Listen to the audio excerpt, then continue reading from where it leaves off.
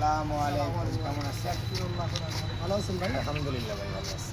আলহামদুলিল্লাহ, আল্লাহ পাক আমাকে ভালো রাখছেন। কোথায় গেছিলেন? নামাজ পড়ে আসলাম ভাই। নামাজ পড়ছেন? জি জি আসর নামাজ? জি, আসর নামাজ পড়ে আসলাম। মাশাআল্লাহ, আসর নামাজ পড়ছেন। বলতেছে আসর নামাজ, দুইটা নামাজ মুনাফিকের জন্য কষ্ট। এক হইছে আসর নামাজ, আর দ্বিতীয় কি ফজরের নামাজ। জি এই দুইটা নামাজ মুনাফিকদের জন্য কষ্টকর হয়, কারণ এই দুইটা নামাজ হচ্ছে ঠান্ডার নামাজ। জি আরেকটা আমল হলো সুবহানাল্লাহি ওয়া বিহামদিহি সুবহানাল্লাহিল আযীম।